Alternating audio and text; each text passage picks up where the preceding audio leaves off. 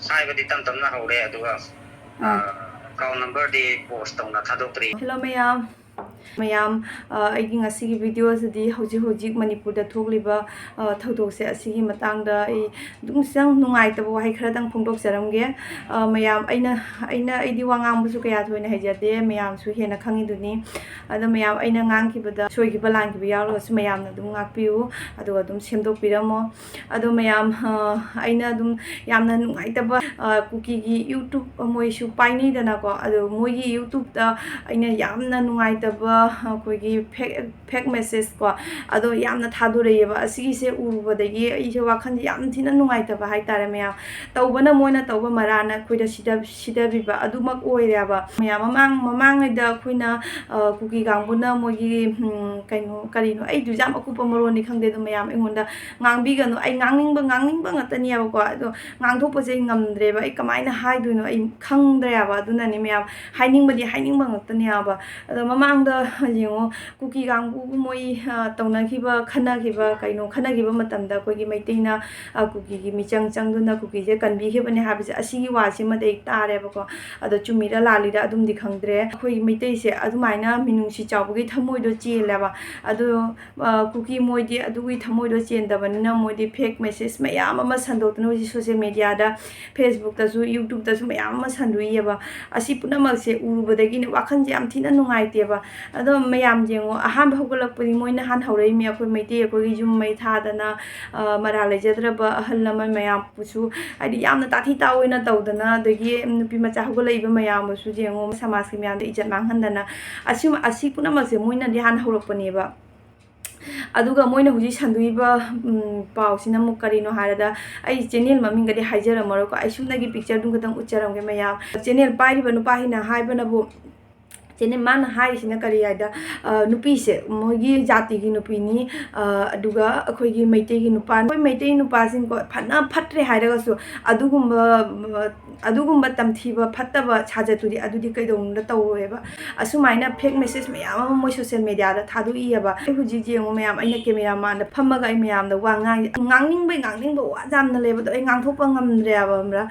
ꯀꯔꯤ ꯍꯥꯏꯗꯣꯏꯅꯣ ꯑꯗꯣ ꯑꯩꯅ ꯍꯧꯖꯤꯛ ꯌꯦꯡꯉꯣ ꯋꯥ ꯑꯃ ꯉꯥꯡꯈꯤꯕ ꯃꯇꯝꯗꯁꯨ ꯈꯤꯇꯪ ꯁꯣꯏꯈꯤꯕ ꯂꯩꯔꯒꯗꯤ ꯑꯩꯒꯤ ꯏꯆꯤꯜ ꯏꯅꯥꯎ ꯃꯌꯥꯝꯗ ꯍꯧꯖꯤꯛ ꯑꯋꯥꯕ ꯇꯥꯔꯤꯕ ꯏꯆꯤꯜ ꯏꯅꯥꯎ ꯃꯌꯥꯝꯗ ꯑꯗꯨꯝ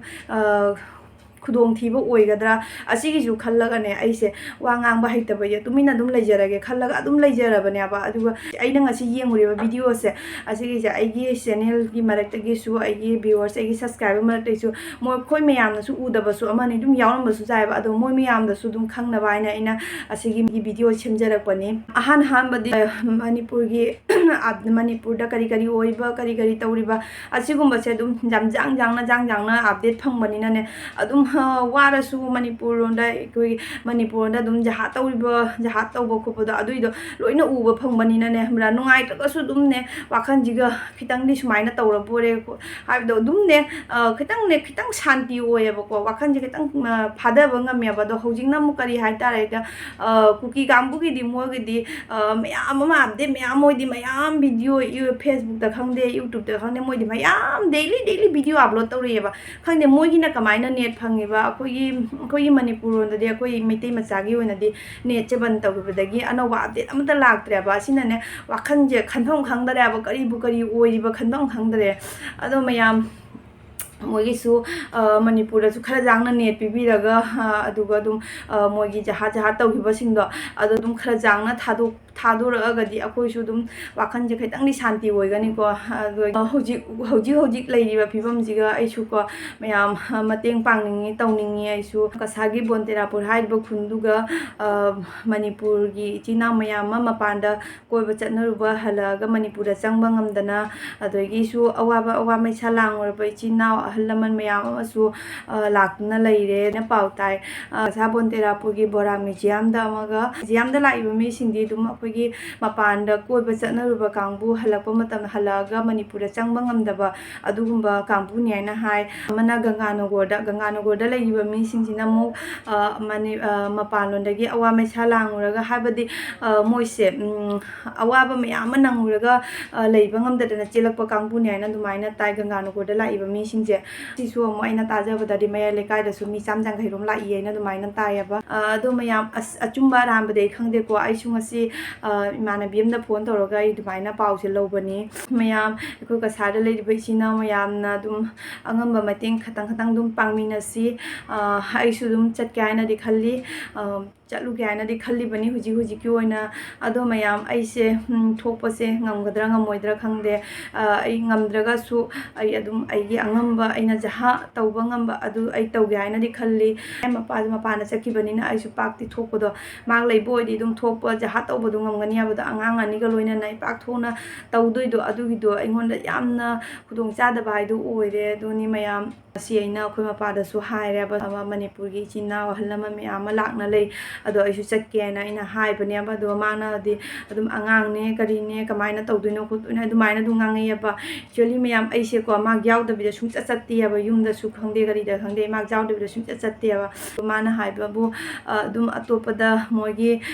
chatlaga mating pang ba mangamdraga su yengo paisa hapa yaraga na paisa khara mating dum pangbi ko aduna dum moina leina khona pijabado adu du dum mating acho mating amne hairi bane ado mayam ai huji ka Cachar diary dam tang phone tawga yenge mana kari hairakpa adu dam tang tamina si mayam su khutna lamba phangdrabani na ai su upai ama dum jengjabani ai su mayang mating dum pangningi apuni call kora number tu bortoman network coverage area bahir phone changde da ai su dum mating pangningi tawningi do khangde mayam handaki matang se satina su nungaite video number su ngamde chak chara su ne hinjang ahabaga chaning da bugum isa je khangde mayam aina video nga yengu ya ba adugi video do yengaga dine mayam aise mitte pi ta gi ba khangaude akogi kaino aina su ne ai gi Facebook ta share to gi bane adugi video do satina nungaite ubada aidi lan chatpada akogi thaina ngagi bara ningtam ngai mamang da lan chakhiba kangbu do adugi moi singbi wakan खल्लगने अइगोंदा यामनाने यामना हाइदि यामना नुंगाइतबदो अदुइदो ओयबा मोइना मतमदुगसु अखोइसे निंगतमनबगिने आइना मोइना मतमदु वाजरमदोइदो अदुइदुमक चप चानाइगि मित्ता उबा फंगा मारेना दुमाइना खल्ल्याबा mayam jiki Eikhoi maitai naharun mayam na punamak amuba dress manana selaga ai site dum video di hapcharo ka photo oina mate dum hapcharamge amuba dress manana selaga asigai si sakli ba isai asina ka phajaba se duigi moina mako sumaina non tharaga lai khuramaga duga tharai ba saklai ba isai aduna ka phajaba se mayam mittagi pi ta da bangam dai sini adugi mathang da jeng mayam moina gari da tawraga अखोगी मचू तरे की फिरान जे पायरगा गाड़ी दा तौरगा मणिपुरी माने याई फरे Kine लाउर चपजे असिगा उरगवा दुगगी मयाम पिखरबा अंगांग मचा सिंगिना मकुता थांग मम पायरगा अदुगा चटलिसे खंगने मयाम आई असुगुमसे उबदने आइगी चारिंगिसुने असुमाइना मोगी करी कौगेदि खंगदे को थांग ताइना खोदि दुम हाइबा असिगिसे तमहनिंग्याबा तौहनिंगे मोगी मवोंग मतौजि उबदने अदो मयाम yam thina nungaite habana na upai chu leite mayam adugagi aina su chatluba su ngamdabani na adunai Cachar diary gi mateng dagi adu mayam da angamba mateng khitang pangje gi aina khanbani adu Cachar diary su phone thangalakte ai mayam ngasi video si di aina ngarang Cachar diary da phone to phone thangalakte na adui matung da mana moi ngona message tawriya ba ko adugagi aina du message oina hangada aina dum hai gra ba phone oina tawrage du mathang da wari sunara saina in mai tona message to katha khare ba ai ngasai degi phone to goda ai ngonda sungsang sang de ba hoji se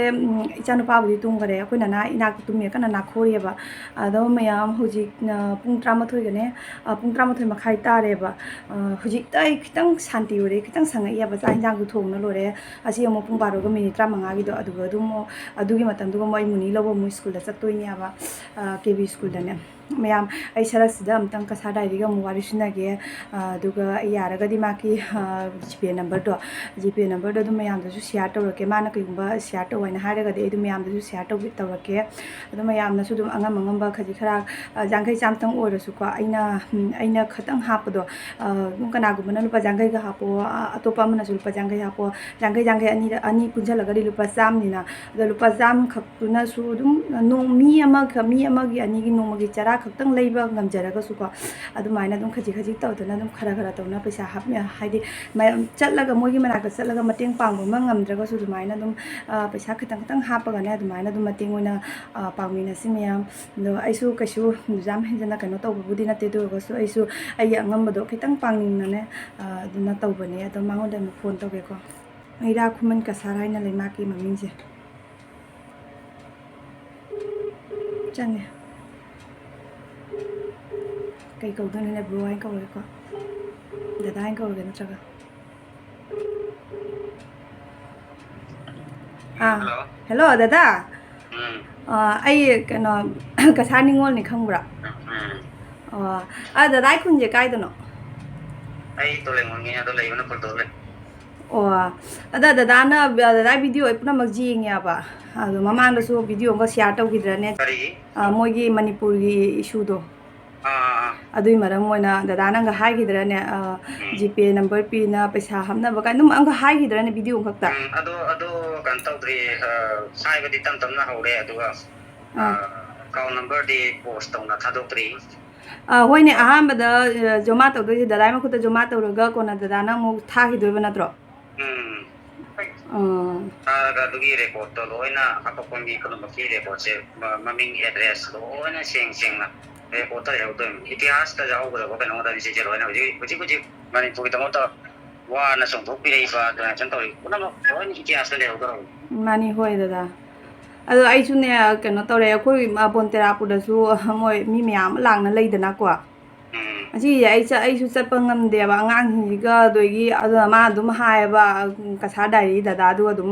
ꯈꯔ ꯅꯪ ꯑꯉꯝꯕ ꯈꯔ ꯄꯤꯅꯤꯡꯕ ꯑꯗꯨꯝ ꯈꯔ ꯄꯤꯈꯣ ꯍꯥꯏꯅ ꯑꯗꯨꯃꯥꯏꯅ ꯍꯥꯏꯔꯤꯑꯕ ꯑꯗꯣ ꯗꯗꯥꯒꯤ ꯅꯝꯕꯔꯁꯦ